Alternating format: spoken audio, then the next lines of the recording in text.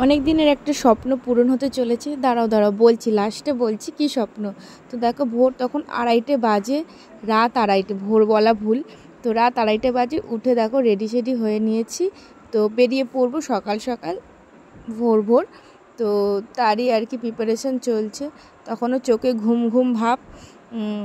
তো অ্যাকচুয়ালি আমাদের যাওয়ার কথা ছিল ব্যাঙ্গালোর, চেন্নাই। তো সেই দিনটারই অপেক্ষার অবসান হয়েছে।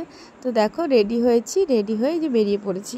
তো আমাদের কাকা দিতে যাচ্ছিল। তখন দেখো রাস্তায় কেউ নেই, ফাঁকা।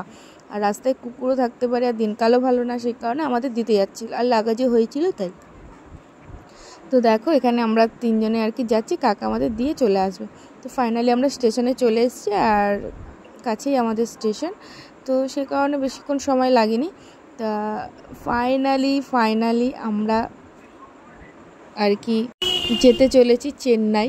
হ্যাঁ, ব্যাঙ্গালোর, চেন্নাই এই সমস্ত জায়গাগুলো আমরা ঘুরবো। তো তাই আমরা বেরিয়ে পড়েছি। আমাদের ট্রেনের টিকিটটা হয়নি, তো আমরা যাব ফ্লাইটে।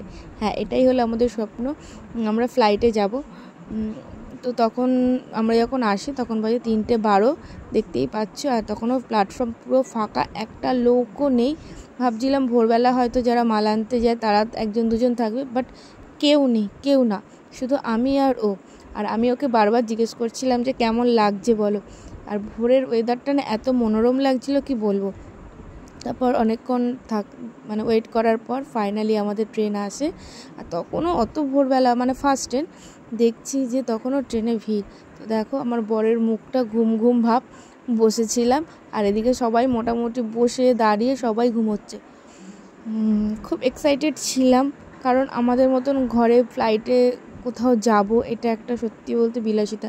অ্যাকচুয়ালি আমরা যেহেতু ট্রেনের টিকিট পাইনি, সেই কারণেই আমাদের ফ্লাইটে যেতে হচ্ছে। তো ফাইনালি আমরা যখন হাওড়া পৌঁছাই, এসে দেখছি অলরেডি অর্ধেক লোক তখনও ঘুমোচ্ছে। সারা জায়গা দেখতেই পাচ্ছ, সবাই একদম গভীর ঘুমে রয়েছে। তো ওখান থেকে এসে একটু খিদে পেয়ে গেছিলো, তো তাই জন্য ওকে বললাম যে চলো কিছু খাবার খেয়ে নিই। তো তারপর যাই ওখান থেকে খাবারের দোকানে যাই। আর আমাদের এদিকে গাড়ি বুক করাও ছিল না, তো যেখান থেকে আমরা ট্যাক্সি ধরবো, তো সেই জায়গাটায় যাচ্ছিলাম। তো আর কি ফ্লাইট যেহেতু যদি মিস না হয়, সেই কারণে আমাদেরকেও তাড়াতাড়ি একটু বেরোতে হয়েছিলো। আর এখান থেকে দেখো জল, কেক, বিস্কুট এগুলো নিয়ে নিয়েছিলাম। তারপর আমরা এখানে ট্যাক্সির ওখানে যাচ্ছিলাম।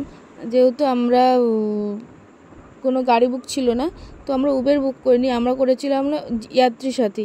ওখানে যেহেতু ওদের অ্যাপস আছে, অ্যাপস থেকে করা যায়, তো ওখান থেকে জেনে নিয়ে করা হলো। এদিকে গাড়ি আমাদের অলরেডি চলে এসেছে, আমরা লাগেজগুলো তুলে দেবো।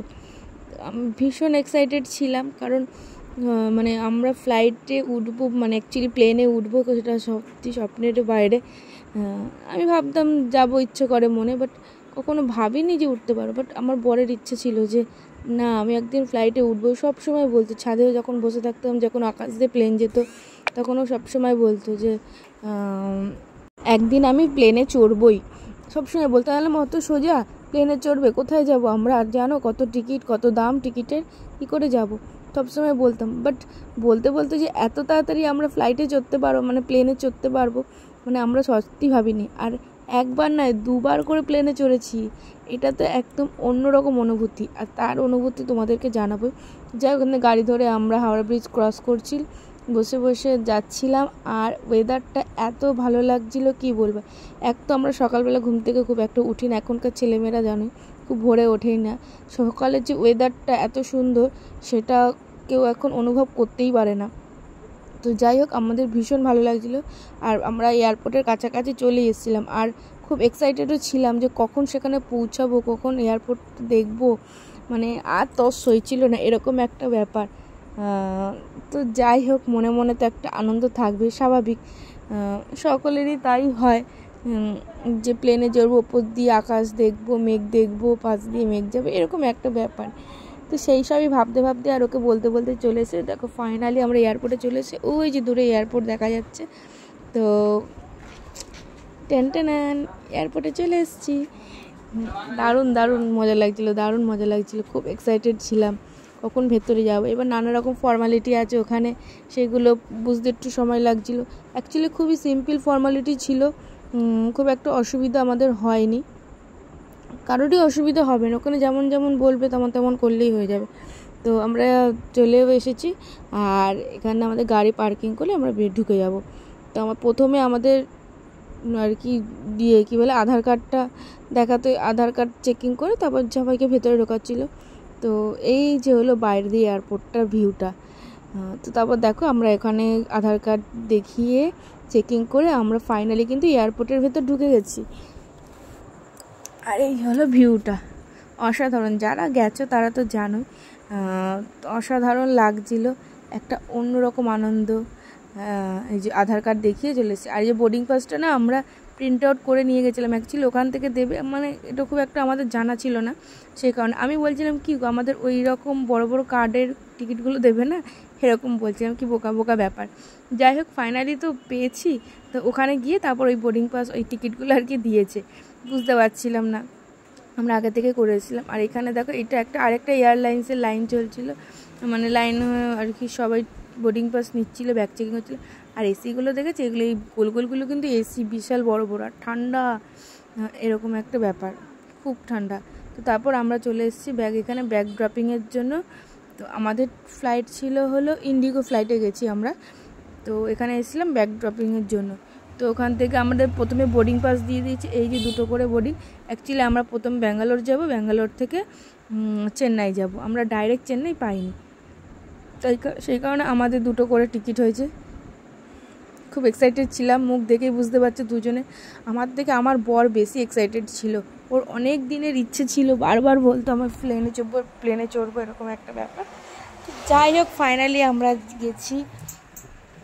তো ভিডিওটা দিতে একটু দেরি হচ্ছে। তারপর ওখান থেকে আমরা ওয়াশরুমে গেলাম আমি, আর গিয়ে তো দেখছি এত সুন্দর জায়গা, ওয়াশরুমটা কি বলবো, তাই আমি একটু ভিডিও করে নিলাম। ওটাই বা বাকি রাখবো কেন। তো দেখো ওখান দিয়ে করে তারপর আমাদের যেগুলো সব ইলেকট্রনিক্স জিনিস ছিল ওগুলো চেকিং হলো। তো ওই জায়গাগুলো ভিডিও করতে পারবো কিনা জানি না, সেই কারণে আমরা মানে হয়ে যাওয়ার পর এই যে করছি, এই যে চার্জার, তারপর হলো কি বলে ব্যাটারির যা কিছু থাকবে, তার ফোন যে কটা আছে, বেল্ট সবই খুলে দেখা দিচ্ছে, ঘড়ি সবই আর কি খুলে ওদের চেক করে নিয়েছিল মেশিনে। তো ব্যাগ এগুলো আর কি, পিট ব্যাগটা যা ছিল, আর হলো ওই লাগে ট্রলিটা তো দিয়ে দিয়েছিলাম ওখানে। তো ফাইনালি এখানে ঢুকে গেছি, আমরা অনেকটা আগেই পৌঁছে গেছিলাম, প্রায় 1.5-2 ঘন্টা আগে। তো কী করবো, এদিক ওদিক ঘুরে দেখছিলাম। তো দাঁড়িয়ে তো ফ্লাইট সকালবেলা যাচ্ছে,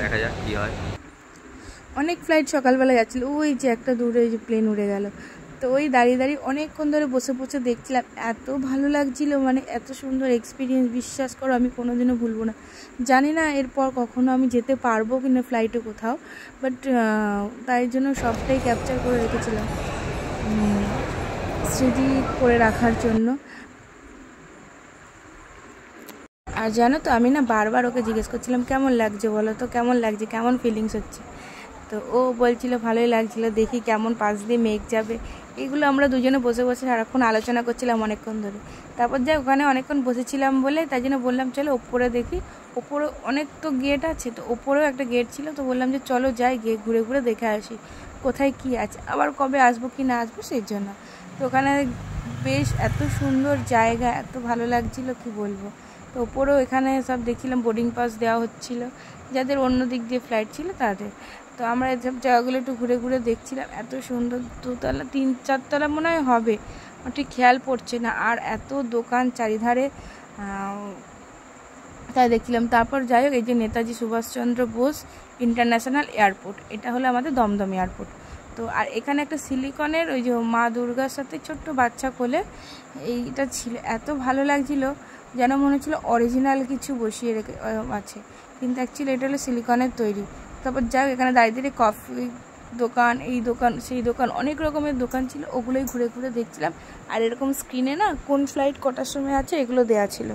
তো তারপর যাই হোক আমরা একটুখানি কফি খাওয়া ভাবছিলাম, তো ইউটিউবে দেখেছিলাম এক জায়গায় 10 টাকার কফি পাওয়া যায়, তো ওখানে গিয়ে একটু খুঁজছিলাম, বাট যেটাও খুঁজে পাইনি। তো এক জায়গায় জিজ্ঞেস করলাম, বলে ওটা বাইরে। অ্যাকচুয়ালি আমাদের হলো বোর্ডিং পাস দেওয়ার পর যখন চেকিং করে ভেতরে একদম ঢুকে যেতে হয়েছে, তখন কিন্তু আর ওই বাইরেটা যাওয়া যায় না, সে কারণে আর হয়নি। তো ফাইনালি যাই হোক, আর ফ্লাইট ওখানে তো জানো এয়ারপোর্টে যা খাবারের দাম, সেখানে আমরা খাবার নিয়ে গেছিলাম, ওগুলোই খেয়েছি। আর তারপরে এই যে আমরা ঢুকছি, আমাদের ফ্লাইটও চলে এসেছে, আমাদের বোর্ডিং পাস চেকিং করে করে আমি ঢুকে দিচ্ছি। আর ওই যে দূরে কত ফ্লাইট রয়েছে। খুব এক্সাইটেড ছিলাম, খুব এক্সাইটেড, মানে আমি আনন্দ ধরে রাখতে পারছিলাম না এত। আর এই যে আমাদের ফ্লাইট অলরেডি এসে ওয়েট করছে আমাদের জন্য। তো যাই হোক, কলকাতা থেকে ব্যাঙ্গালোর পর্যন্ত যে ফ্লাইটটায় আমরা গেছি ইন্ডিগোতে, ওখানে না উইন্ডো সিটটা পাইনি। আমি ভাবলাম যে বাইরের কিছুই দেখতে পারবো না, একটু মন খারাপ লাগছিল। যাই হোক, তারপর ভেতরে ঢুকলাম, ঢুকে মানে তখনও মানে ভাবতে পারছি না যে সত্যি কি আমি ফ্লাইটে যাচ্ছি, প্লেনে উঠবো, পাশ দিয়ে আমাদের পাশ দিয়ে মেঘ যাবে, দেখতে পাবো, ওপর দিয়ে দেখতে পাবো, মানে তখনও না স্বপ্নের মতন লাগছিল, মানে বুঝতেই পারছিলাম না যে ব্যাপারটা সত্যি হতে চলেছে। মানে তখনও যেন স্বপ্ন স্বপ্ন মনে হচ্ছিল। ফাইনালি যে প্লেনের ভেতর ঢুকেছি, বিশ্বাস করো যেন কেমন মন, মানে ভেতর থেকে একটা অন্যরকম আনন্দ হচ্ছিল। যাই হোক, খুব এনজয় করেছি ব্যাপারটা। তো তখন আমরা যাই হোক সিট খুঁজছিলাম, যেহেতু সিটটা আমাদের পেছনে ছিল, একদম লেজের দিকে, মানে প্লেনের পেছন দিকে আমাদের একদম সিটটা পড়েছিল। আর উইন্ডো সিটটাও পাইনি সেইবার। যাই হোক, হঠাৎ করেই আমাদের ঠিক হয় একদিন আগেই, তো সেই কারণে হয়নি। তো প্লেনের বসার পর আমি জিজ্ঞেস করছিলাম যে কেমন লাগছে, সত্যি কি আমরা প্লেনে রয়েছি, সত্যি গো বলো না, মানে আমি তখনও বিশ্বাস করতে পারছিলাম না। তো যাই হোক, প্লেনে বসেছিলাম, আমরা উইন্ডো সিটটা পাইনি, তো একটা মেয়ে বসেছিল, এমনি ভালোই ছিল। আমি বলছিলাম একটু ভিডিও করতে দেবে, বললো যে হ্যাঁ, তো দিয়েছিল। তো তারপর দেখো, এখানে যতক্ষণ না প্লেন ছাড়ছিল ততক্ষণ না এসি চলছিল না, খুব ভেতরটা গরম লাগছিল। আর আমরা এসি ঘুরিয়ে ঘুরিয়ে দেখছিলাম হাওয়া আসছে কিনা, সবাই দেখছিল, দেখতেই পাবে। তো যাই হোক, এইখানে আমরা সার্ভিস ভালোই ছিল। তো যাই হোক, এই ছিল আমাদের প্লেনে ওঠার আগে। এর পরের ভিডিও কিন্তু আসছে।